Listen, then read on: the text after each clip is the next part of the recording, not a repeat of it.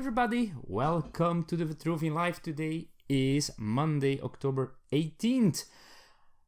It has been a while, hasn't it? And I'm sorry about that. Life is bananas. Maybe I get some time in one of the next days to tell more about that. But I'm not here to complain in this video. Maybe one of the next ones. Some of you might have seen a tweet of mine appear a couple of days ago. I might talk more about that later, but today I'm here to talk about Spiel 2021, of which I returned yesterday. I went back home. I had 4 days of the convention after it was not being held for a year. So it had been 2 years since I was there, and I was happy to be back. So this might be a longer episode all about that convention, because I'm not going to be able to tell everything in 10 minutes. So if you're interested, stay here and listen to what I got to say. I'm also going to show my acquisitions at Spiel.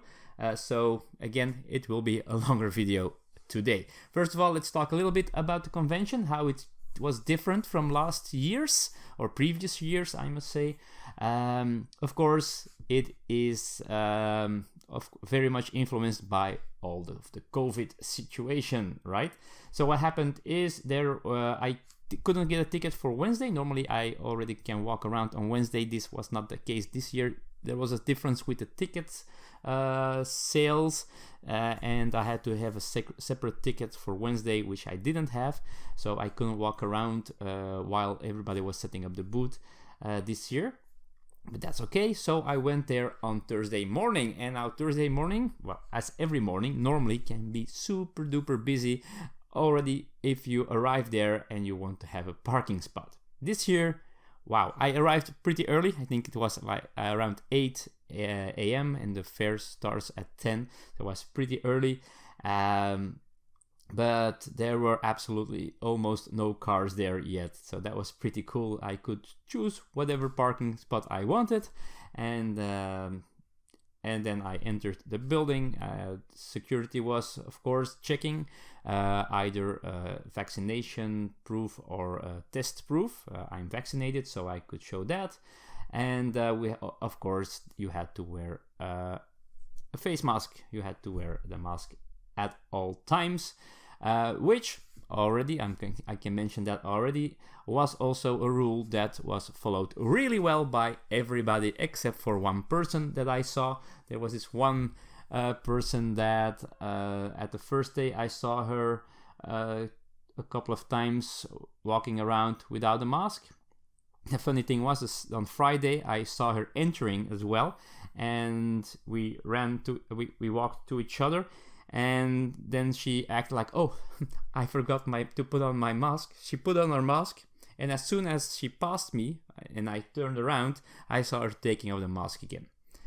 Now, on Saturday, I saw her walking in with the mask, so I guess somebody spoke to her about that. But besides that, everybody was absolutely correct with all those rules, which was super awesome. So that's a big thumbs up. It was even strange to go back to Belgium. So yesterday afternoon and today so far, I've been wearing my masks everywhere I went, where people are, because it was, well, I had to do it in Germany, but here in Belgium the rules are not that strict. But I already got used to doing that that way. So for me, it was a lot of working as well. I was there again for Portal games. I demoed on Thursday all day. I was super duper tired. Normally I was going to meet up with some friends afterwards to play some games and have dinner. I canceled that. I went for a quick bite and went to my hotel room, and I went to bed. I was so tired. I even asked my colleagues if I could get some less hours on Friday, because I normally had to work all day on Friday as well. We had some shortage of staff members on Friday afternoon, so I still had to work until 4, so I had about 2.5-3 hours free to walk around. But again, I was super tired. My knee was killing me this weekend, and so I didn't see that much. And that brings us to the acquisition. So Saturday, I had to work for half a day. I think I managed to do a half an hour less, so I was there to 1:30. Then I went to walk around finally. Sad thing was a lot of games. And after this, I'm going to show you what I did buy, but a lot of games were sold out. There were also a bunch of games that didn't make it to the convention. I heard a couple of publishers that I know people from that they had shipped some games in from China in order to have some copies for sale. But that's super duper expensive. It's about 25 euros per copy to fly them over from China. So that was a super expensive thing to do, but at least they had copies to sell, to show, and to create some buzz for when the copies arrive, probably somewhere in November. So that was sad. And as I said, I think a lot of publishers played it safe on the amount of games they took with them to sell, because nobody really knew what to expect from the attendance, how many people there were. And there were less people, of course. It was less crowded than other years, but it was nice. For me, it was super nice to have that less crowded thing, but there were a lot of people, and there were a lot of people buying games, so I think publishers might still be okay with this year.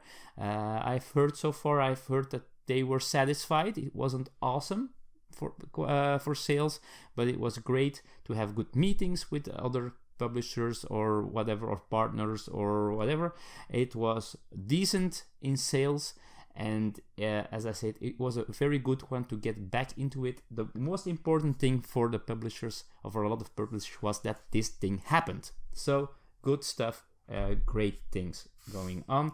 I think on Saturday I heard they sold out, and they had a visitor cap of 30,000 people. And I think I saw a tweet earlier today by Spiel themselves. I think they had 93,000 visitors in these 4 days, which is less than every year, but it's pretty a cool number to get back into the flow of things. And I'm so happy it happened. Of course, I enjoyed my time there as well with the Portal crew. We had a good time. We were with a smaller crew than other years, but not to play down on the people that weren't there and that helped us in previous years, but we were kind of with an all-stars team, people who were there already for many editions and knew what they were doing, which was really nice, and we had a great time. It was awesome to see all those people again. It was awesome to see friends from abroad again, run into them or hang out with them. There were less friends and people I knew there, of course. Some of course had to stay home, but some Americans, sadly enough. Of course, some important booths were missing. Asmodee didn't show up, of course, as you probably already knew. Haba wasn't there. My friends from Blue Decorations weren't there, and I missed more publishers as well, which was sad. But it gave other publishers, smaller publishers, the chance to shine, and I think they did, because, as I said, a lot of things were sold out. I tried to buy Lisbon Tram 28, which looked pretty neat, sold out. I tried to buy this tennis flicking game, which had a larger version this year. I saw it a couple of years ago already. It was sold out. There's one game that was sold out, but I did manage to get a copy of. I will show that soon. I tried to get Luna Capital at a certain point. It was sold out. So there was a lot of things sold out. I wanted to buy Picture Perfect, that by Arcane Wonders, that was stuck in customs. They would have copies today, but it's Monday. I'm not there anymore, of course. Spiel is over, so sadly enough. So that was a little bit crazy, walking around trying to buy things that weren't there or weren't there anymore. But that brings us to the games that I did buy. And I'm going to show them in alphabetical order. So not how much I wanted them, or not to give some publishers an advantage. I'm going to... Now, there are some cheats in here. I will talk about it. I will explain everything. So, first game that I bought this on Saturday, because they just got copies delivered. I bought it from a Belgian store, which is kind of local to me. Every year they have a booth, and they had the Dutch copies of the new Seven Wonders Architects. Now this is a standalone game. This is not an expansion for Seven Wonders, because as you know, you have Seven Wonders with a bunch of expansions. You have Seven Wonders Duel, and now you have Seven Wonders Architects, which should be a more accessible game than the other ones. Now a lot of people react with saying, does this need something that's even more accessible? And I don't know, maybe. Why not? Because I think Seven Wonders it's not the most accessible game. Once you know it, it's okay, but I think I don't really like teaching Seven Wonders. The drafting, you don't know what's going on, and you have to draft cards. You don't know the game, and then you have to start with drafting cards from a bunch of things. This one, as I think it doesn't have drafting, you choose between 3 cards, and I think 2 face-up cards and 1 face-down. You take it, you put into your in your empire, and then you try to build these pretty cool-looking wonders. So now you have really parts of the wonder that you will build. At the beginning, it's a scaffolding, and then you really try to build it up and gain points by that. So really curious to see what it has done. Antoine Bauza, love that designer. He created this game because of the COVID era, where he couldn't play as much with real gamers, with his gaming group, but more with family. And this is easier for that. And I know I am a gamer. Well, I consider myself one, but I play with a lot of casual gamers, and this might be very interesting to play that with them. There we go. Number 2 is a very small one. We're started with the number 7, not the letter S, but the number 7. This is the Book of Rituals by Board and Dice. By the way, Seven Wonders Architects is by a repos. This one is by Board and Dice. This is you might know the puzzle books Journal 28. This is kind of like it, but a little bit different. So what's happening is there is this story, and you're trying to find ingredients to do some ritual or rituals, and you all have a book filled with puzzles. Now the big difference between this and Journal 28 is that these puzzles, you don't have to do them in order of the pages. At the beginning you have to do that as an intro I read, but besides that you can go, if you find a puzzle at that moment too difficult or you cannot figure it out, you go to another one, and you're trying to find the alchemical name and the value of certain of a bunch of ingredients. And besides that, I don't know what's happening. You can also use the app that they also use for their Escape Tales games. You use the app to put in answers that you find, and then you can continue the story. You might get another clue, and you probably get the names from the ingredients in there, or the alchemical names. So this was only 10 euros, so I'm really curious about this. I like the people of Board and Dice, so I got myself a copy of this book. All right. The next one is the only one that I bought on the auction. Every year they do this auction on Board Game Geek where people can sell their games, their used games, and normally I sell a bunch of it. I think I sold around 8 this year, which wasn't that much, but it was okay. And I only bought one. It was an expansion that I bought, an expansion for Defenders of the Realm, the Dragon expansion. Now, I must admit, I only played the base game once, but 2 years ago I bought a bunch of expansions again at the auction, and this year this one showed up, which I hadn't seen yet somewhere for sale, so I thought this was a chance. I paid a good price for it. I think normally this will cost somewhere between 60 and 90 euros. I paid 30 euros for this one. It adds dragons for it. I'm a sucker for the artist of these covers, Larry Elmore, my favorite artist from my days of Magic the Gathering, and I'm really curious about this one to see what it adds. I really should play it, and the cool thing is I paid 30 euros. They're still in their seal. The box seal was gone, but everything is in seal. We have dragons now, so everything is put nicely in bags, and I cannot wait to try this out. The box is way too big for what's inside of this, by the way, but that's how things go in these days, right? So, Defender of the Realm, Dragon Expansion, now I should really play that game again.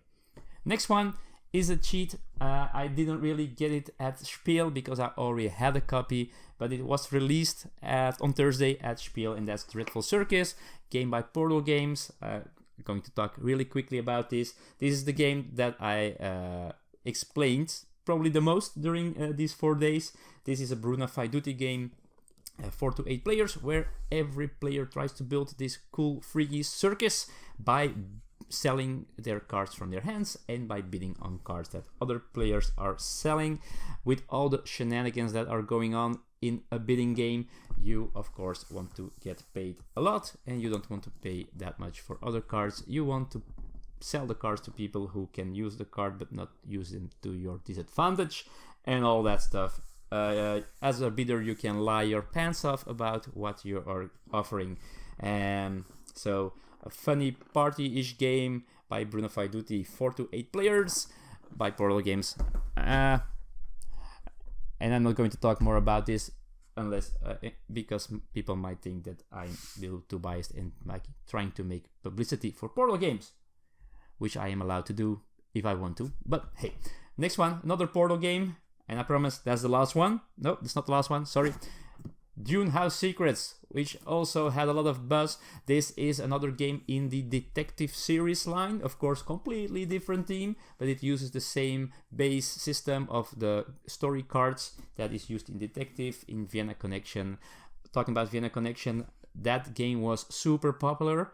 Many people thought it was a new release, which was funny because it was released, I think, early last year in 2020, but it was COVID time and we had the Spiel digital. Maybe it was released at Spiel. Maybe, yeah, I think it was. And a lot of people didn't know about it, about Vienna Connection, and now they did, and it sold like crazy. They sold out their copies. Pretty cool.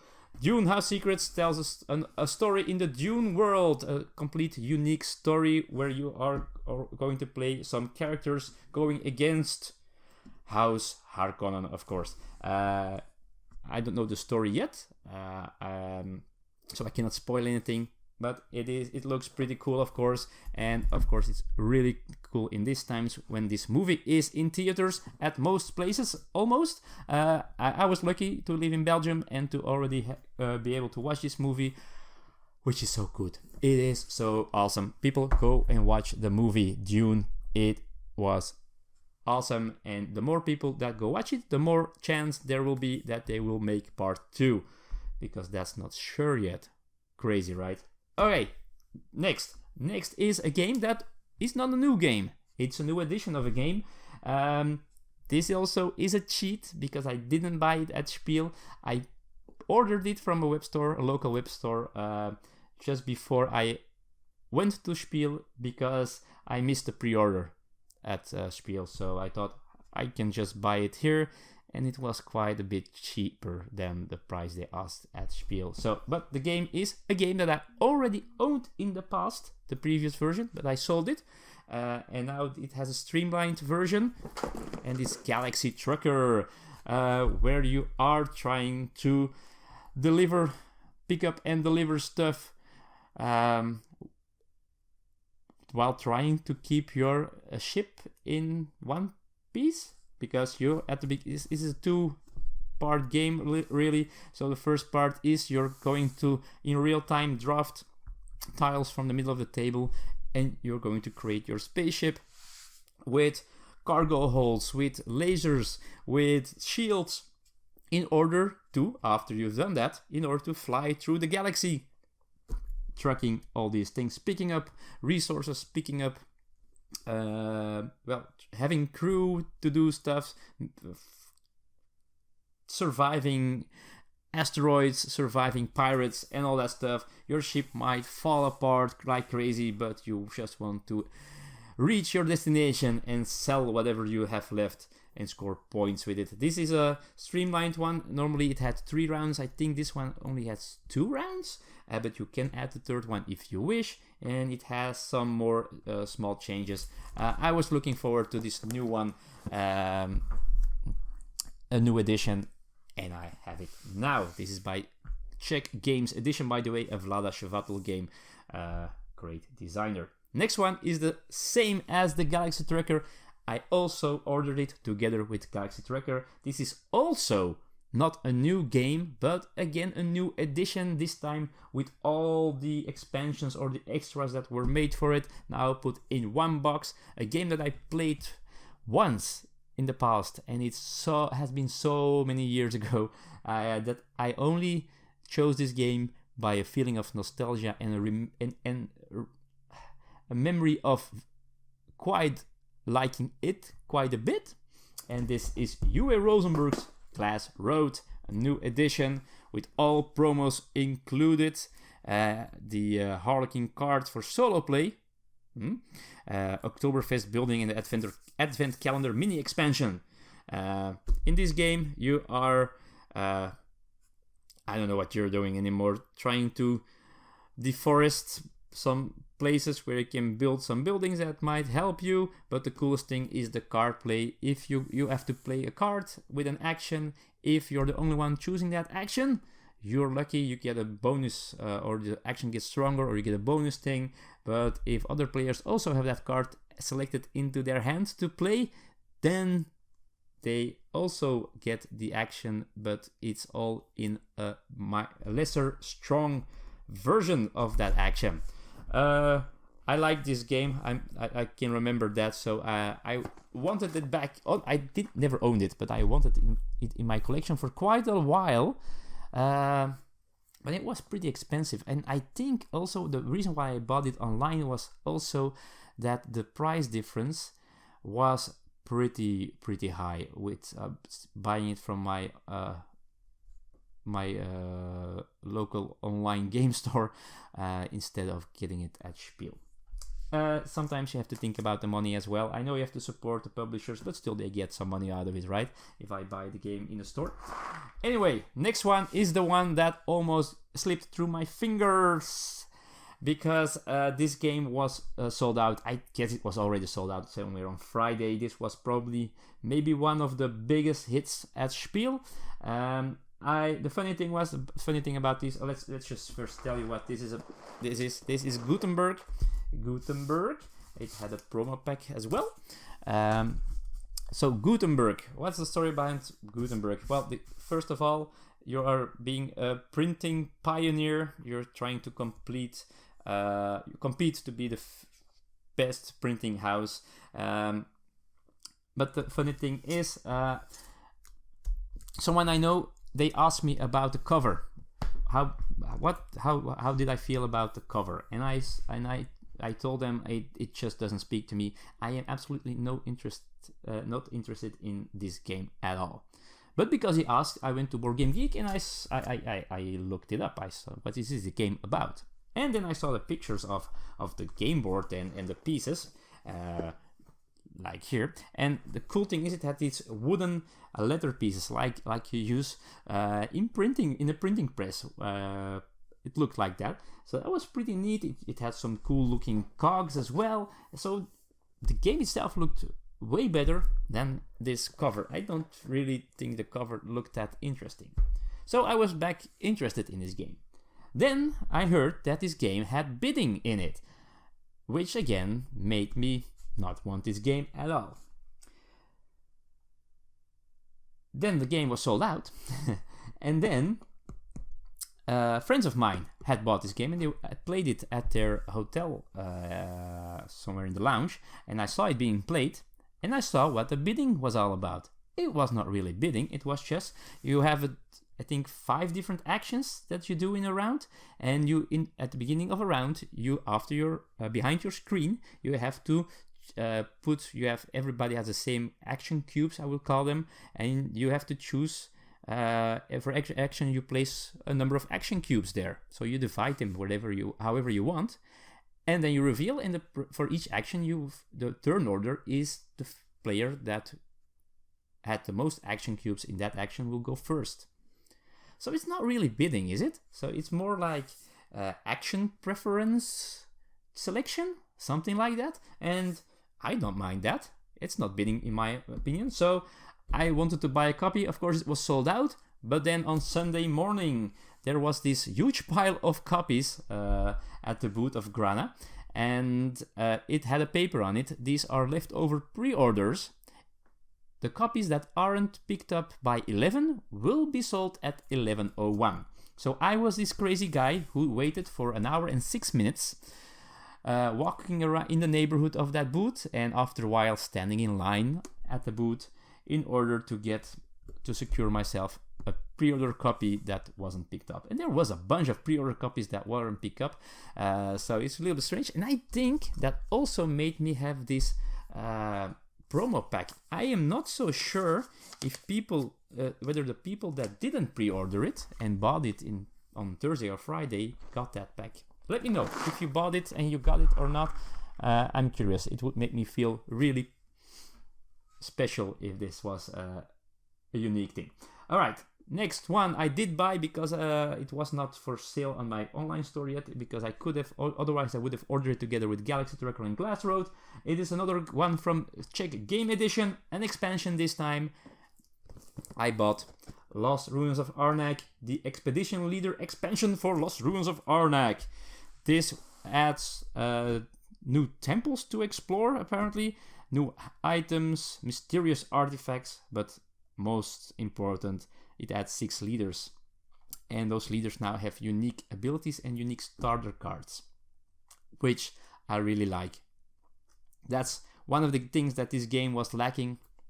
Some different things at the beginning of the game. So each player will have something different going on from the beginning of the game. And I really like that. There's this board that covers the old expedition board as well. I guess those are the new temples to explore, so that's pretty cool. You have new player boards with some special artwork, because now you can choose which leader you are. I really like the idea of that expansion by Min and Alvin, and I cannot wait to try this game with this new content. I'm looking forward to that, and it looks pretty neat. There we go. The next one is a game that I didn't buy. I get this one for free because I promised them to do some content on the channel, so I will, of course, somewhere in the future. It's a game that will be on Kickstarter normally in an amount of time. They didn't have a date yet. For sure, they were still figuring some things out. This is a game designed by Christian Kudal, Marvin Hagen, Scaf Ilias, but also Richard Garfield. And this is called Mindbug First Contact in this case. This is a small version of the game. Only a bunch of cards here. I think, I'm not sure, 48 cards. And I played it there. I think it's the only game that I played at the convention. This is a really fun 2-player game, but at the Kickstarter they're planning to do multiple things. 2 versus 2, maybe also a 4-player variant, maybe a drafting variant. They're looking into a bunch of things.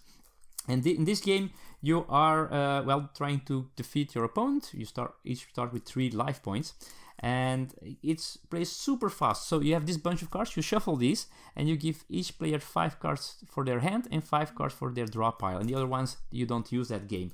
And that's the setup. Oh, besides 2 Mindbug cards, each player gets 2 Mindbug cards as well. So the thing is, in your turn, it's super duper simple. In your turn, you can have a choice of 2 actions. Either you play a card, and maybe it has a play effect, or you attack with 1 creature.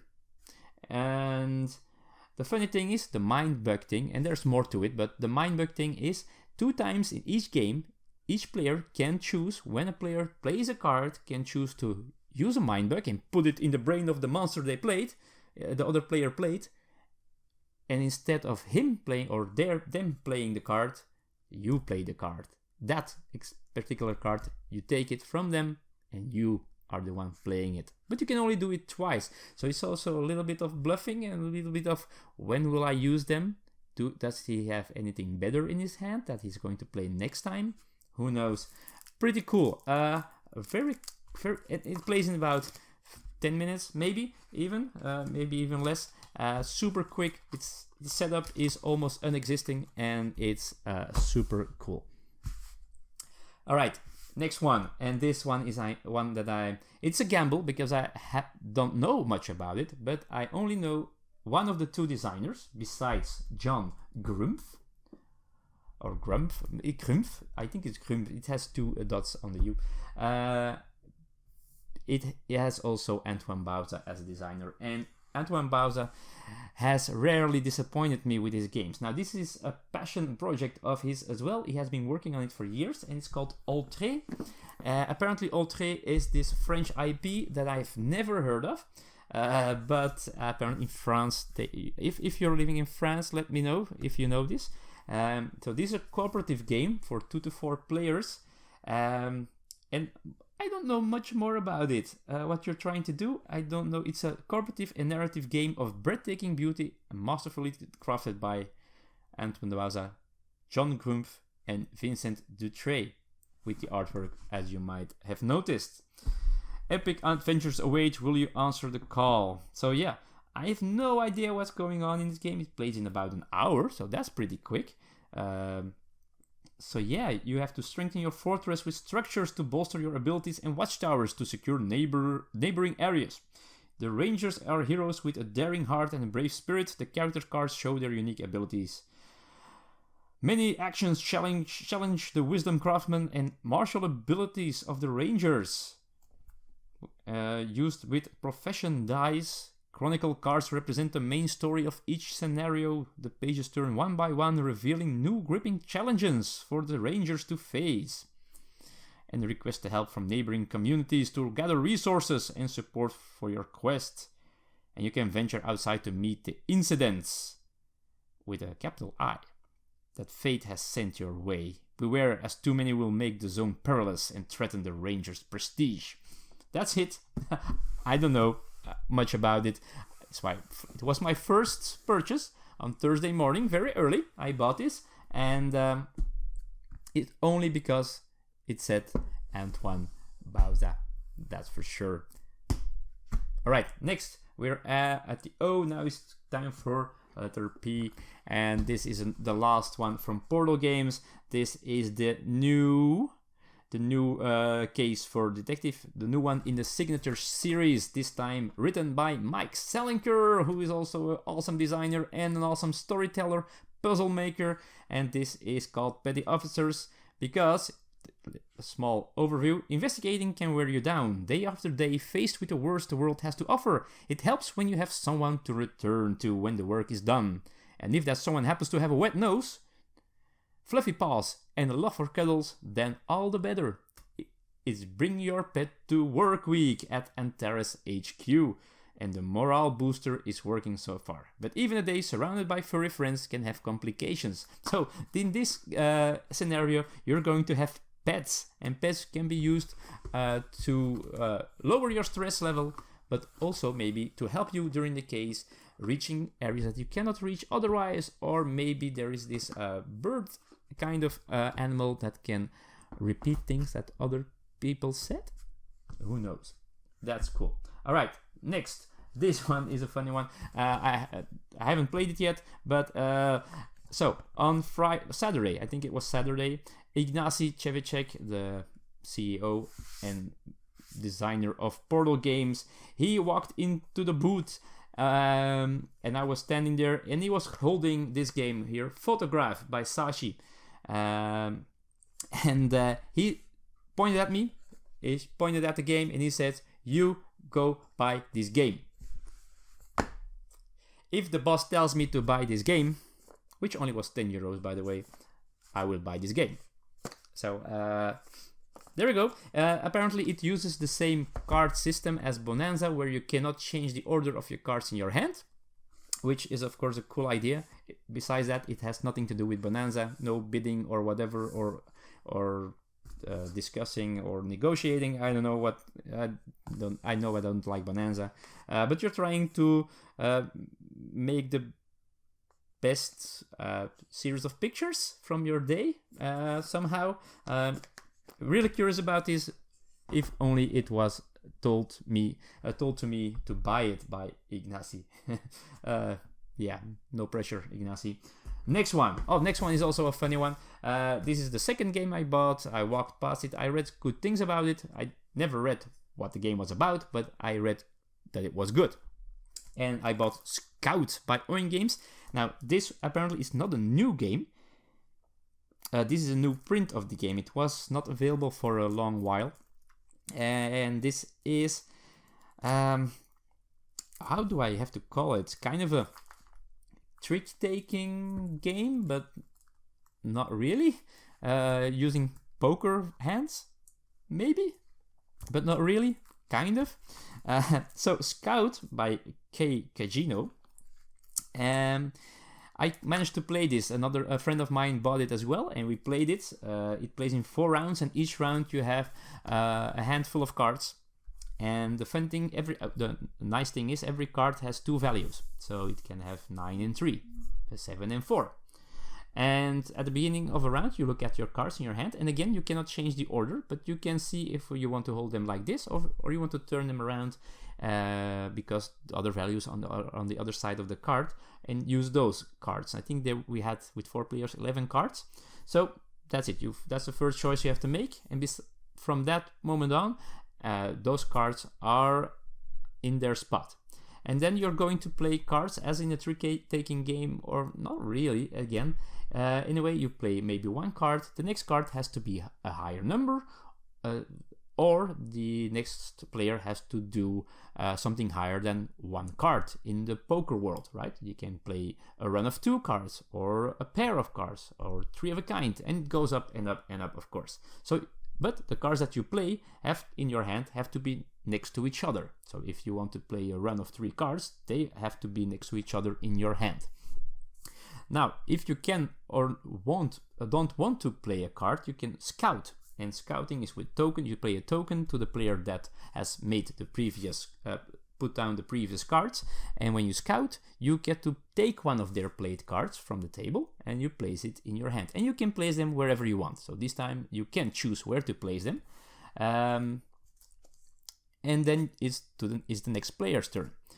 And once each round, you can choose to scout and show, which means you can take a card from their played cards, put it in your hand, and also play cards that are higher than the value that is now left on the table because you took a card of it.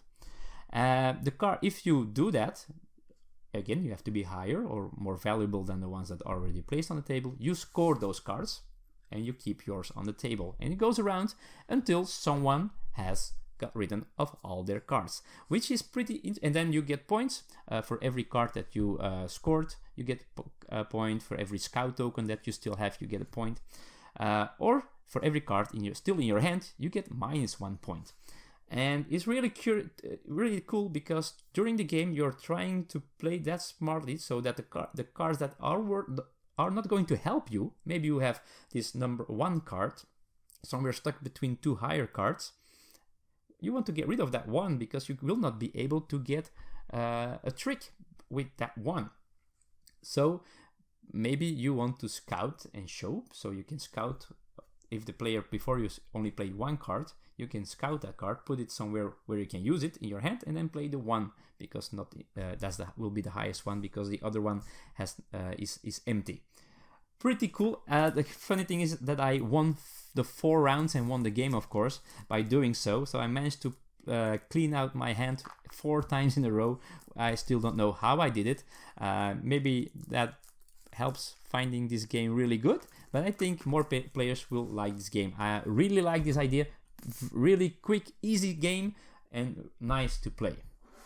The last game might not be that interesting for many people because it's definitely not a new game, but it was for sale and it was on my wishlist for a while, and they had it somewhere for sale for 16 euros, which I thought was a good price. I hadn't seen it cheaper here in Belgium, and that's Strike. The game about the discussion whether this is a dice rolling luck game or a skillful warriors or gladiators in an arena game. I leave that decision up to you, but this is a real cool, simple party game with dice where you are throwing these dice. So each player starts with a number of dice, and in your turn you're going to take one die and you're going to throw it in the arena. You can try to hit other dice to change their face, because after you throw in one die, you get back every die that have at least one of the same number in it. So if there's a pair or three of a kind of numbers, you get those dice back in your supply. If you roll and you didn't get any pairs, you can choose to take the next die and throw it in there. But as soon as you're out of dice, it's game over for you. So you're out of the game. Also, there are X's on them. Instead of the ones, if you roll an X, it goes out of the game. So you can lose dice by that also. And so the dice pool will get smaller. The pool of players will get smaller as well. And you're trying to be the last man standing. I played this for the first time at Chevicon. I really enjoyed it, even though at the tournament that they did, I was the first one out in my first round pool. So I have to practice, because, as they say, this is not a game of luck, but of skill. Again, I leave that up to you. And that's what I bought, folks. Now, I know this has taken quite a bit of time, but I didn't buy that much, right? As I said, there were games that I already owned, so I cheated with those, with Dune, House Secrets, and Dreadful Circus. So that's not a real purchase. There are some new editions. There is one used copy. So not a lot of things that I bought. Maybe because there weren't that many releases as other years. The Board Game Geek release list for a preview list for Spiel was also way shorter than it was in other years. Second thing is, a lot of games were sold out or weren't available, because I would have bought, I think, at least 5 more games if they were still available. And third, I was really paying attention to the money I spent. So I almost broke even with the games that I sold. Not it. I think I spent a little bit more than I sold in the end, but still, it was pretty close to each other. So that's probably the 3 main reasons why I didn't buy that much. Maybe the fourth one is that I'm way more selective in what I buy. I want to buy games that I will be able to play. So the heavier games that were really popular, like Messina, like the games from Game Brewer, the Stroganoff, and all that stuff. There were a bunch of really, really popular games at the fair that I didn't want to buy, because I know that I would not be able to play them, or maybe once, but I'm not looking for games to play once anymore, because I have to be selective with all these bunch of games behind me here and in front of me and next to me. I have to be way more selective this time, and I think I did a pretty good job doing so. Okay, and that's it, folks. That was my Spiel 2021. I was so happy that it was there again, that we could see each other, meet each other, play with each other, although I didn't play that much. But anyway, talk to each other. It was great to be back. And if you were at Spiel, please let me know. How was your convention? How was your experience? What did you think of it? What did you think of the attendance, of the lack of certain, or the absence of certain publishers? And what did you think of the games being released, sold, and played there? Let me know in the comments below. Please do so. And with that, folks, that ends this long, probably the longest episode ever of the Vitruvian Live. Thank you for watching. Great to be back again. I'm not sure when I will be back with the next one. You'll see, especially if you subscribed. So if you aren't yet and you still want to see more, push that button. If you want, don't push that button. Life can be so simple. Anyway, thanks again for being here, for watching it, and I hope you're all doing great, and see you all next time. See you in the future. Bye bye.